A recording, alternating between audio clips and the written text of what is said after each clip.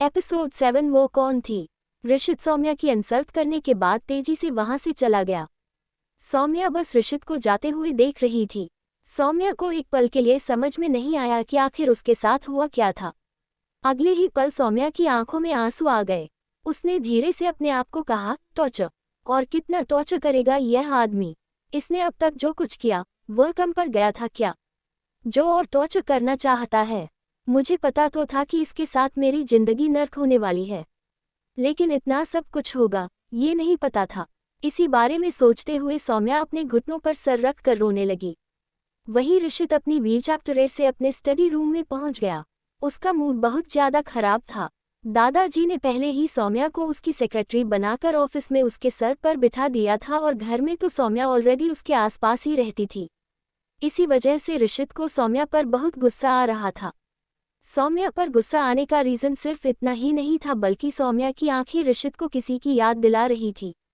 Study room में अंदर आते ही ऋषित ने तुरंत ही अपने हाथों में पहने ग्लव्स उतार कर फेंक दिए और अपना सर बेबसी से पकड़ लिया। तभी दरवाजा खटखटाने की आवाज आए। ऋषित ने बिना सिर उठाए जवाब दिया, कम इन। दरवाजा खुलते ही ऋषित का असिस्टेंट राठी अंदर आया। उसने जमीन पर पड़े हुए ग्लव्स को हैरानी से देखा और उन्हें उठा लिया और चलते हुए ऋषित के सामने आकर खड़ा हो गया। उसने हैरानी से ऋषित की तरफ देखते हुए पूछा, सर, ये क्या? उद्धरण चिन्ह। ऋषित ने बिना किसी एक्सप्रेशन के सख्त आवाज में कहा, ये ग्लव्स फेंक दो। यह मुझे दोबारा नजर नहीं आने चाहिए। ये सुनते ही राठी थोड़ा कंफ्यूज हो गया। उसने जल्दी से नासमझी में पूछा, सर, क्या हुआ? ये ग्लव्स। राठी की बात पूरी भी नहीं हुई थी कि ऋषित ने उसे घूर कर देखा और कहा, मैंने तुम्हें कोई काम दिया था क्या, वो हो गया? ये सुनते ही राठी एक पल के लिए घबरा गया और जल्दी से बोला, सर, बस उसी में लगे हुए हैं, अभी तक उसका पता नहीं चला है। पर उद्धरण चिन्ह। राठी की बात पूरी भी नहीं हुई थी कि ऋषित ने उसे घूर कर देखा तो राठी ने जल्दी से कहा, सर, प्रॉब्लम यह है कि वीआईपी लाउंज में सीसीटीवी नहीं है और बाहर कॉरिडोर का सीसीटीवी उस दिन खराब हो गया था, इसीलिए अभी तक उसके बारे में पता नहीं चला है। लेकिन आप चिंता मत कीजिए, मैंने पार्टी के होस्ट से पार्टी की गेस्ट लिस्ट निकलवा ली है। जल्दी ही उसमें से सूटेबल लोगों को ढूंढकर उनकी सारी हिस्ट्री निकलवा लूंगा। Don't worry sir. जैसे ही ऋषित ने यह बात सुनी उसका गुस्सा थोड़ा कम होता हुआ नजर आया। ऋषित बोला, ठीक है, तुम जा सकते हो। ऋषित का ऑर्डर मिलते ही राठी ने अपना सर झुकाया और वहां से जाने लगा। उसे जाते देख ऋषित ने पीछे से आवाज दी और पूछा, तुम यहाँ किसी और काम से आए थे? राठी को पता था कि ऋषित का गुस्सा बहुत खराब था और कुछ देर पहले तक वह गुस्से में ही था, इसीलिए राठी ने कुछ भी कहने की हिम्मत नहीं की। उसने बस जल्दी से अपना सर ना में हिला दिया और कहा, नहीं सर, मैं बस यही बताने के लिए आपके पास आया था कि आपने जिस लड़की के डिटेल्स के लिए कहा था उसकी डिटेल्स 1-2 दिन में मिल जाएगी। ये सुनते ही ऋषित ने खुश होकर हाँ में अपना सर हिलाया, जिसे देख राठी तेजी से वहां से निकल गया। ऋषित ने अपनी व्हील चैप्टर स्टडी रूम के पीछे की तरफ बढ़ा दी। ऋषित के स्टडी रूम के बैक साइड में उसका पर्सनल छोटा सा बार बना हुआ था, जिसमें उसके पसंद की सारे लिकर ब्रांड मौजूद थे। ऋषित ने बार काउंटर के पास जाकर अपनी पसंद की बोतल निकाल ली और अपना गिलास फुल कर लिया। ऋषित ने जैसे ही वह ग्लास अपने होठों से लगाना चाहा, तुरंत ही उसके सामने कुछ सीन जल्दी जल्दी से गुजरने लगे। वो इंसिडेंट उसके दिमाग में फिर से ताज़ा हो गया था। ऋषित को एक बार फिर से वही आंखें याद आ गई। उसने झटके से अपना ग्लास खत्म किया और फिर बोला, तुम तो मेरे दिमाग से निकलने का नाम ही नहीं ले रही हो। 1 महीना हो गया है उस रात को। इस 1 महीने में क्या कुछ नहीं बदल गया? मेरी शादी हो गई है और अब मेरी वह सो कॉल्ड बीवी कल से मेरे ऑफिस में जाकर मेरे सिर पर बैठने वाली है। मुझे समझ में नहीं आ रहा कि मैं क्या करूं। इतना कहकर ऋषित कुछ पल के लिए शांत हो गया और एक गहरी सांस लेकर बोला, वह सब छोड़ो। तुम्हें पता है, तुम्हारी वह छुअन मुझे किसी और लड़की को छूने की इजाजत नहीं दे रही। मुझे समझ में नहीं आ रहा कि मैं क्या करूं। इतना कहते हुए ऋषित ने अपने हाथ में पकड़ी हुई ड्रिंक को पूरा खत्म किया और अपना सिर अपनी व्हील चैप्टर से लगा लिया। ऋषित उस दिन की याद में खो गया। वो एक बहुत ही खूबसूरत और लग्जूरियस रूम में बैठा हुआ था। पूरा कमरा ग्रे कलर का था, जिस पर व्हाइट कलर के कर्टन्स लगे हुए थे। उसी कर्टन से मैच अप सोफा रखा हुआ था और उसी सोफे के एक कॉर्नर पर ऋषित बैठा हुआ था। ऋषित काफी पहले ही यहाँ पहुँच गया था। ये पार्टी एक मैस्करेड पार्टी थी, जिसमें सभी को मास्क पहनना कंपलसरी था और साथ ही में अपने पार्टनर को लाना भी कंपलसरी था। तभी ऋषित के फोन पर एक मैसेज फ्लैश हुआ, ये तुमने अच्छा नहीं किया। मैंने कितनी मुश्किल से तुम्हारे लिए एक लड़की अरेंज की थी और तुमने उसके साथ बदतमीजी करके भगा दिया। ऋषित ने वह मैसेज को इग्नोर करके अपना फोन साइड में ही पटक दिया। तभी उसका ध्यान अचानक से किसी आहट की तरफ गया। चौंकते हुए ऋषित ने सामने देखा तो सामने से एक रेड कलर की वन पीस पहने हुए एक लड़की नजर आई। एक पल के लिए तो ऋषित की नजरें उस लड़की पर ही टिक गई। गोरा चमकता रंग, कमर से नीचे तक लहराते हुए सटेप कट बाल, उसके वन पीस में लेफ्ट साइड पर एक बड़ा सा स्लिट था जिसमें से उस लड़की के लंबे खूबसूरत पैर दिखाई दे रहे थे। लड़की ने ब्लैक कलर के हाई हील्स पहने हुए थे और आंखों पर शाइनी इलेक्ट्रिक ब्लू कलर का बटरफ्लाई मास्क पहना हुआ था जिसमें से उसकी खूबसूरत आंखें साफ दिखाई दे रही थी। उसके होठों पर रेड कलर की गहरी लिपस्टिक लगी हुई थी। उस एक ही पल में ऋषित उसको इतनी बारीकी से देख रहा था जितना उस लड़की ने भी खुद को नहीं देखा होगा।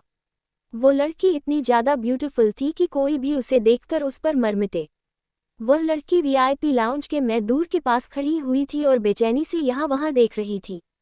लाउंज में बहुत ही डिम लाइट थी जिसकी वजह से अंदर जो कुछ था वह साफ साफ नजर नहीं आ रहा था।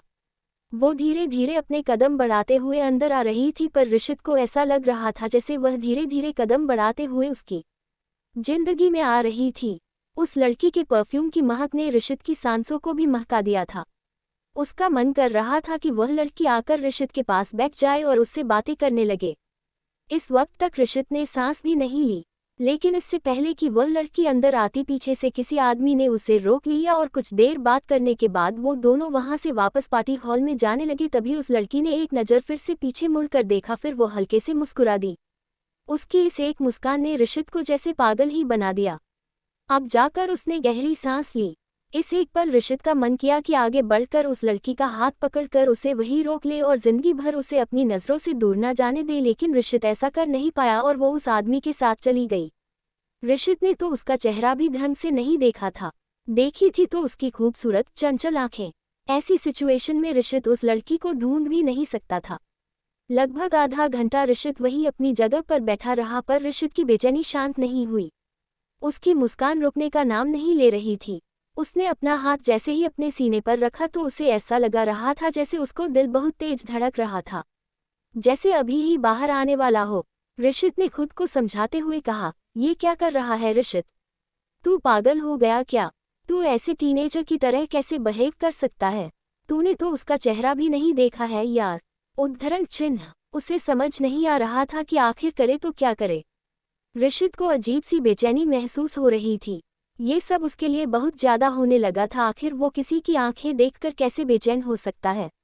वह बहुत ज्यादा इरिटेट हो गया था, इसलिए वो वहीं बैठे हुए ड्रिंक पर ड्रिंक किए जा रहा था। ऋषित ने अपने प्राइवेट रूम में जाने का सोचा और वहां से निकल गया।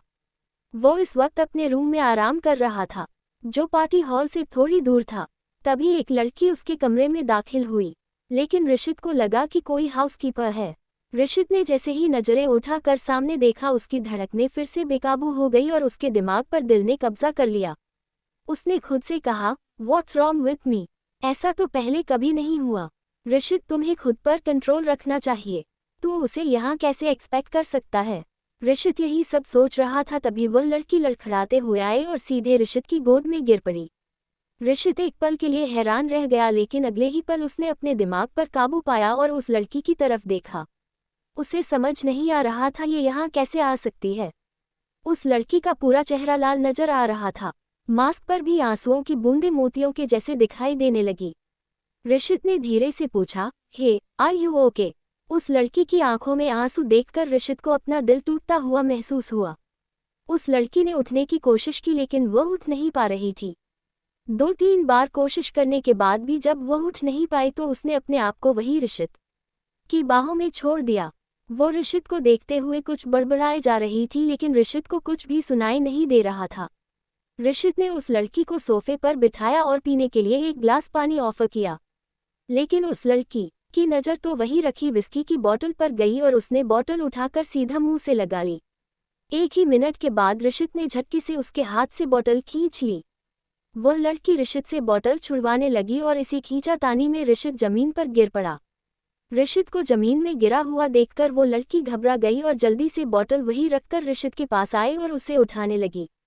उसके होंठ धीरे से हिल रहे थे लेकिन उसका एक भी शब्द ऋषित को सुनाई नहीं दे रहे थे। वो लड़की खुद इतनी ज्यादा ड्रंक थी कि उससे सीधे खड़ा नहीं रहा जा रहा था, जिससे उसका बैलेंस बिगड़ गया और वो सीधे ऋषित के ऊपर गिर पड़ी। ऋषित, जो खुद अभी तक उस लड़की की आंखों और होठों के अट्रैक्शन से बाहर नहीं निकल पाया था, वो उस लड़की के गिरते ही होश में आया और उसने पाया कि उस लड़की की गर्दन ऋषित के होठों के पास थी। उस लड़की की गर्दन पर एक तिल चमक रहा था। पसीने की हल्की सी बूंदें उसकी गर्दन और कंधे पर डिम लाइट में भी नजर आ रही थी। उस लड़की के बालों की महक और उसके परफ्यूम से ऋषित अपना कंट्रोल खो रहा था। लड़की के हाथ ऋषित के सीने पर थे। ऋषित के दिल की बढ़ी हुई धड़कनें शायद उस लड़की को साफ समझ में आ रही थी, इसीलिए लड़की ने घबरा कर अपने हाथों को हटा लिया, पर जैसे ही उस लड़की ने थोड़ी सी मूवमेंट की, ऋषित के होंठ उसके कान को छू गए, जिससे ऋषित की बॉडी में करंट सा लगा और वो आंखें बड़ी करके उस लड़की को देखने लगा। ऋषित ने कभी भी किसी के साथ ऐसा महसूस नहीं किया था। ऋषित, जो अपने हाथों का सहारा लेकर लगभग उठने की कोशिश कर रहा था, उसके हाथ लड़की के कंधे पर चले गए। उस लड़की ने भी झटके से अपनी गर्दन घुमाई और दोनों के होठों ने एक दूसरे के होठों को छू लिया। इस एक पल की छुअन की वजह से ऋषित के हाथ जमीन पर से हट गए और वो धड़ाम से जमीन पर गिर पड़ा। वो लड़की भी ऋषित के सीने पर थी। बस इसी पल में ऋषित का अपने ऊपर से सारा कंट्रोल हट गया। ऋषित ने उस लड़की के होठों को किस कर लिया। लड़की एक पल के लिए झिझकी, लेकिन अगले ही पल उसने भी ऋषित को किस करना शुरू कर दिया। उन दोनों के बीच का किस इतना इंटेंस था कि कब दोनों अपनी होश खो बैठे उन्हें पता ही नहीं चला। इसी के साथ ऋषित अपने ख्यालों से वापस आ गया। ऋषित को उसकी छुअन आज 1 महीने बाद भी अपने हाथों पर महसूस हो रही थी। पहली बार ऋषित ने किसी लड़की के लिए इतनी स्ट्रॉन्ग फीलिंग महसूस की थी। अभी भी उस लड़की की याद आते ही ऋषित के दिल की धड़कनें तेज हो जाती थी। उस लड़की की महक आज भी उसके जहन में बसी हुई थी। ऋषित ने अपनी आंखें बंद कर अफसोस करते हुए कहा, काश काश कि मैंने उस दिन तुम्हारा नाम पूछ लिया होता। अगर मुझे तुम्हारे बारे में कुछ भी पता होता तो आज तुम मेरे पास होती। उद्धरण चिन्ह। आखिर कौन है वो लड़की? कैसे ढूंढ निकालेगा राठी उस लड़की को? क्या ऋषित उसे कोई और हिंट देगा? कैसे डील करेगी सौम्या ऋषित से? एपिसोड 8 मैं और तुम। ऋषित यही सब सोचे जा रहा था, तभी एक फोन कॉल की आवाज से ऋषित का ध्यान टूटा और वह फिर से वर्तमान में आ गया।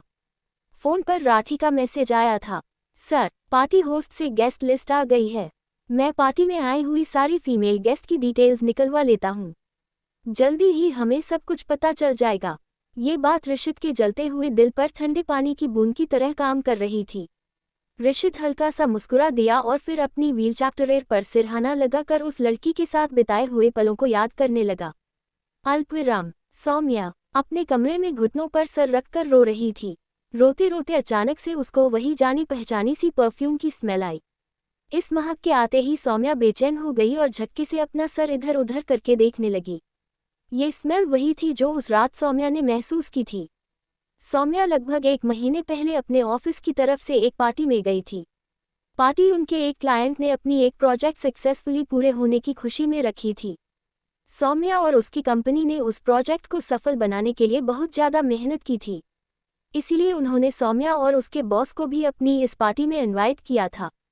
उस पार्टी में सौम्या ने रेड कलर के सीक्वेंस का साइड स्लिट वाला गाउन पहना हुआ था। उसने ब्लू कलर का बटरफ्लाई मास्क पहना हुआ था और ब्लैक कलर के हील्स पहने हुए थे। इस तरह की पार्टी में यही ड्रेस कोड था, जिससे सौम्या को बहुत अनकंफर्टेबल फील हो रहा था। साथ ही सौम्या यहाँ किसी को जानती नहीं थी, इसीलिए वह जल्दी से जल्दी इस पार्टी से बाहर जाने की कोशिश करने लगी, लेकिन वह रास्ता भूल गई और वीआईपी लाउंज की तरफ चली गई। वीआईपी लाउंज एक बहुत ही शानदार रूम था, जिसमें डिम लाइट जल रही थी। अंधेरे में सौम्या को ऐसा लगा जैसे सोफे पर कोई बैठा हुआ था। गौर से देखने पर वहां पर सच में ब्लैक सूट और ग्रे कलर का मास्क पहने हुए एक आदमी बैठा हुआ दिखाई दिया। डिम लाइट की वजह से साफ साफ तो कुछ दिख नहीं रहा था, पर एक बात तो क्लियर थी कि उसकी आंखें बहुत ही ज्यादा इंटेंस नजर आ रही थी। सौम्या ने 2 पल उसकी आंखों में देखा तो ऐसा लगा जैसे उसकी आंखें सौम्या के अंदर तक झांक रही थी। उन आंखों में एक ऐसी कशिश थी जो सौम्या को उससे दूर जाने नहीं दे रही थी। सौम्या उस आदमी की आंखों में खो गई। पता नहीं वह कितनी देर तक यूं ही उस आदमी की आंखों में देख रही थी। इस बीच उस आदमी ने भी अपनी पलकें नहीं झपकाई। सौम्या अपनी पूरी जिंदगी उन आंखों में डूबे रहना चाहती थी, लेकिन तभी एक आवाज से सौम्या का ध्यान टूटा। अरे आप यहाँ हैं? आपको मैं कब से पार्टी में ढूंढ रहा था। चलिए ना, पार्टी में। मुझे आपको कुछ लोगों से मिलवाना है। सौम्या उस आदमी के अचानक आने की वजह से घबरा गई थी। उसने घबरा कर उस आदमी की तरफ देखा तो उस आदमी ने कुछ नहीं कहा, बस हल्के से मुस्कुरा दिया और आगे कहा, मैडम, आप ही की वजह से तो आज मुझे ये पार्टी थ्रो करने का मौका मिला है। प्लीज आप ऐसे यहाँ साइड में आकर मत बैठिए, आप आइए मेरे साथ। उद्धरण चिन्ह। इतना कहकर वह आदमी सौम्या को लेकर बाहर ले जाने लगा। इस एक पल में सौम्या का मन किया कि वो वहीं रुक जाए और खुद उस अजनबी को अपनी नजरों से दूर न जाने दे, लेकिन सौम्या ऐसा कुछ कर नहीं पा रही थी। आखिर थी तो वह भी एक लड़की ही। सौम्या ये कैसे कह सकती थी कि उसे वह सोफे पर बैठा आदमी बहुत पसंद आ गया था और सौम्या उसके साथ अपनी आगे की पूरी जिंदगी उस आदमी की आंखों में देखते हुए गुजार सकती थी। जाते जाते सौम्या ने पीछे पलटकर उस अजनबी की तरफ देखा और हल्के से मुस्कुरा दी। जवाब में वह भी मुस्कुरा दिया। उस अजनबी की इस एक मुस्कान ने सौम्या का दिल जीत लिया और सौम्या के दिल में एक टीस पैदा हो गई। यह मुस्कान सौम्या के दिल पर लगी जख्मों को सुकून दे रही थी। लेकिन अब तक वह आदमी सौम्या को वहां से लेकर वापस पार्टी में आ गया था। सौम्या को ना तो उस अजनबी का नाम पता था और ना ही कुछ और। पार्टी में आकर भी वो मुस्कुराए जा रही थी, पर यह मुस्कान उस विप लाउंज वाले आदमी की वजह से थी। उसके साथ वाला आदमी सौम्या को अपने बहुत सारे बिजनेस एसोसिएट्स के साथ मिलवा रहा था, लेकिन सौम्या का पूरा ध्यान उस वीआईपी लाउंज वाले आदमी की आंखों में ही अटका हुआ था। अचानक से सौम्या का फोन रिंग करने लगा। सौम्या ने देखा उसकी माँ उसे कॉल कर रही थी।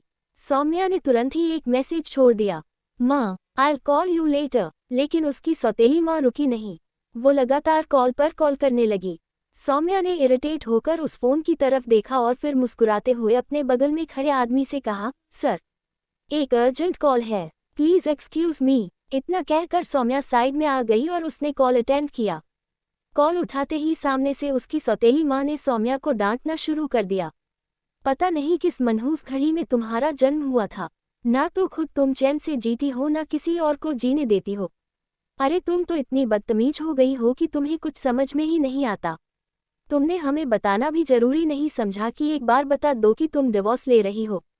ले क्या रही हो, तुम्हारा तो डिवोर्स हो गया है। सौम्या ने हकलाते हुए कहा। लेकिन माँ, सौम्या को बीच में ही रोकते हुए उन्होंने आगे कहा, तुम्हें पता है आज वो समीर हमारे घर आया हुआ था तुम्हारे तलाक के पेपर्स देने, तब जाकर हमें पता चला कि तुमने 6 महीने पहले ही डिवोर्स के लिए अप्लाई कर दिया था। तुम हमें इस बारे में कब बताने वाली थी? या फिर तुमको भी यही लगता है कि हमारी समाज में कोई इज्जत नहीं है? सौम्या ने फिर से उनको समझने की कोशिश की। माँ, ये आप कैसी बातें कर रही हैं, पहले मेरी बात तो। तभी पीछे से पार्टी क्राउड की आवाज़ उसकी सौतेली माँ ने सुन ली। उन्होंने सौम्या को डांटते हुए कहा, अरे वाह, मैं कैसी बातें कर रही हूँ। इस लड़की का अभी अभी तलाक हुआ है, रिश्ता टूटा है, लेकिन शर्म अभी भी नहीं आई, पार्टी करती घूम रही है। अरे हम लोगों को क्या मुंह दिखाएंगे कि हमारे बेटी तलाक लेकर घर बैठी है और पराये मर्दों के साथ गुलछर्रे उड़ा रही है। इतना अच्छा लड़का ढूंढा था हमने इसके लिए, लेकिन इसके लक्षण ही खराब है कि इसे कुछ फर्क ही नहीं पड़ता। माँ, ऐसी बात नहीं है, सौम्या ने कहा। सौम्या की सौतेली माँ चिल्लाई, हाँ, तुम्हें तो आज़ादी चाहिए थी, इधर उधर मुंह जो मारना था, तो एक आदमी के साथ कैसे रह सकती हो? माँ, आपको तो मेरी गलती नजर आ रही है। एक तो उसका एक्स्ट्रा मैरिटल अफेयर चल रहा था, उसने उस लड़की को प्रेग्नेंट किया और घर लेकर आ गया, और मुझे ही मेरे घर से निकाल दिया। वो घर मैंने अपने पैसे से खरीदा था, पर आपको उस समीर की गलती तो दिखाई नहीं देगी, सौम्या ने कहा। लेकिन इससे पहले कि सौम्या की बात पूरी होती उसकी सौतेली माँ जोर से चीखने लगी, अरे गलती होगी तो दिखाई देगी ना, तुम ही उसको बांध कर नहीं रख पाए। अपनी सौतेली माँ के ये शब्द सुनते ही सौम्या गुस्से से चीखी, बस करो माँ, और फोन रख दो, आपको कुछ समझना ही नहीं तो मैं भी आपको कुछ नहीं बताऊंगी। इतना कहकर सौम्या ने कॉल डिस्कनेक्ट कर दी। उसकी माँ की कही बातें सौम्या के कानों में पिघले हुए शीशे की तरह लग रही थी। सौम्या बहुत गुस्से में थी। तभी उसके बगल में से एक वेटर गुजरा, जिसकी ट्रे में बहुत सारे हार्ड ड्रिंक की ग्लासेस रखे हुए थे। सौम्या ने उसे वहीं रोक लिया और एक ग्लास एक ही सांस में गटक गई। वह वेटर सौम्या को हैरानी से देख रहा था। तभी सौम्या ने ग्लास ट्रे में रखा और दूसरा गिलास उठा लिया, दूसरे के बाद तीसरा और तीसरे के बाद चौथा। ट्रे में 6 ग्लास रखे हुए थे। सौम्या ने एक के बाद एक 6 गिलास खत्म कर दिए। लेकिन उसकी माँ के कहे शब्दों ने जो आग सौम्या के सीने में लगाई थी, वह बुझने को तैयार ही नहीं थी। ट्रे में रखे सारे ग्लास खत्म हो चुके थे। सौम्या ने वेटर की तरफ देखते हुए कहा, प्लीज आप मेरे लिए एक और ड्रिंक ले आओगे। वेटर वैसे तो लाना नहीं चाहता था, लेकिन उसने हाँ में अपना सर हिलाया और जल्दी से वहां से निकल गया। कुछ देर तक वह वेटर ड्रिंक लेकर नहीं आया तो सौम्या उसे ढूंढते हुए पार्टी में वापस आ गई और उस वेटर को ढूंढने लगी। जब उसे वो वहां नहीं दिखा तो वो बाकी रूम्स में ढूंढने लगी। तभी एक रूम के अंदर उसे वही आदमी नजर आया जिससे वो विप लाउंज में मिली थी। उसे देखते ही सौम्या अपना सारा दुख भूलकर उसे देखने लगी। पता नहीं सौम्या के अंदर इतनी हिम्मत कहाँ से कि वो उसे छूने के लिए लड़खड़ाती हुई उसके पास जाने लगी। तभी उसकी हील टूट गई, जिसकी वजह से सौम्या का बैलेंस नहीं बना और वह उस आदमी की गोद में जा गिरी। उस आदमी के सीने की धड़कनें बहुत तेज थी और सौम्या को अपने हाथों में महसूस हो रही थी। सौम्या ने अपना हाथ जल्दी से हटा लिया और खुद को सोफे में अच्छे से स्टेबल कर लिया। फिर वो वापस उस आदमी की तरफ देखने लगी। उस आदमी की सिर्फ आंखें नजर आ रही थी। सौम्या को ऐसा लगा जैसे वो आदमी उससे आंखों ही आंखों में कुछ कह रहा हो। सौम्या ने जब उसकी नज़रों का पीछा किया तो पाया कि वो सौम्या को एक गिलास पानी पीने के लिए दे रहा था। लेकिन सौम्या के सीने में जो आग लगी हुई थी, वह आग ये पानी नहीं बुझा सकता थी। सौम्या उसे देख रोने लगी और बड़बड़ाते हुए बोली, क्या मेरी ही गलती है? आपको क्या लगता है सब मेरी ही गलती है? मैंने इतना कुछ किया सबको खुश करने के लिए, बट मुझे क्या मिला? सब मुझे ही ब्लेम करते हैं। क्या मेरी ही गलती होती है हमेशा? मैं इतनी बुरी नहीं हूँ सही में। मैं सबका ध्यान रखती हूँ, शायद यही मेरी गलती है। ये बोलकर सौम्या रोने लगी। तभी सौम्या की नज़र वहीं पर रखी विस्की की बोतल पर गई। सौम्या ने तुरंत ही बोतल उठा ली और एक सांस में उसे आधा खत्म कर दिया। उस आदमी ने सौम्या के हाथ से बोतल छीनते हुए कुछ कहा, पर सौम्या को आदमी की बातें सुनाई नहीं दे रही थी। उसे बस उस आदमी के हिलते हुए होंठ दिखाई दे रहे थे। उस आदमी ने ग्रे कलर का आई मास्क पहना हुआ था। उसने ब्लैक टक्सीडो में एक रेड कलर की बोटाई पहनी हुई थी। वो बहुत हैंडसम लग रहा था। उसके चेहरे पर हल्की ट्रिम की हुई बियर्ड थी। उसकी आंखों में वही कशिश थी जो सौम्या को अपना सब कुछ भूल जाने के लिए मजबूर कर रही थी। उस आदमी के शब्द भले ही सौम्या के कानों तक नहीं पहुंच रहे थे, लेकिन उसकी आंखों की बातें सौम्या के दिल तक अच्छे से पहुंच रही थी। उस आदमी की आंख ही कह रही थी कि वह सौम्या को पसंद करने लगा था। सौम्या का दिल एक पल के लिए उस आदमी को किस करने के लिए करने लगा, लेकिन इस बोतल की खींचातानी में सौम्या के हाथ का झटका लगा और वह आदमी कुर्सी से नीचे गिर गया। उस आदमी के नीचे गिरते ही सौम्या घबरा गई और उसने जल्दी से खड़े होकर उस आदमी को उठाने की कोशिश की।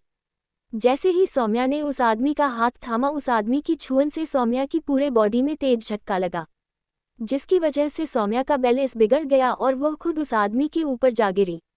उस आदमी के होंठ सौम्या की गर्दन पर लग रहे थे। उन होठों ने सौम्या के पूरे जिस्म में एक बेचैनी भर दी थी। सौम्या का हाथ उस आदमी के दिल पर था। उसकी धड़कनों पर सौम्या को अपना ही नाम सुनाई दे रहा था। सौम्या ने घबराकर जैसे ही अपना हाथ हटाने की कोशिश की, उसका सर जरा सा घूमा और सौम्या के होंठ उस अजनबी के होठों से जा टकराए। उसी पल उस अजनबी ने सौम्या को किस कर दिया। एक पल के लिए सौम्या भी उस किस को फील करना चाहती थी और सौम्या ने भी उसे किस करना शुरू कर दिया। ये पहली बार था जब किसी मर्द ने सौम्या को किस किया था। सौम्या कभी भी समीर के नज़दीक नहीं गई थी। ये किस सौम्या की जिंदगी का सबसे पहला किस था और शायद सबसे खूबसूरत भी। सौम्या अपने ख्यालों से बाहर आई और खुद से बोली, आखिर कौन हो तुम? पिछले 1 महीने से मैंने तुम्हारे बारे में कितना पता लगाने की कोशिश की। वो रात मेरी लाइफ की सबसे खूबसूरत रात थी। इस 1 महीने में न मैं तुम्हें भूल पाई, न ही वो खूबसूरत एहसास जो मुझे तुम्हारे छूने से हुई थी। लेकिन शायद अब लगता है जैसे उस दिन तुम मेरे साथ थे ही नहीं। शायद तुम मेरी किस्मत में नहीं हो, इसलिए तो मेरी शादी इस राक्षस ऋषित से हुई है। यही सब सोचते हुए सौम्या नींद की आगोश में चली गई। क्या होगा जब ऋषित और सौम्या को उस रात की सच्चाई पता चलेगी? जब उन्हें पता चलेगा कि वो हसीन रात उनके साथ कोई और नहीं बल्कि वही दोनों थे। क्या ऋषित सौम्या को अपनी पत्नी स्वीकार कर लेगा?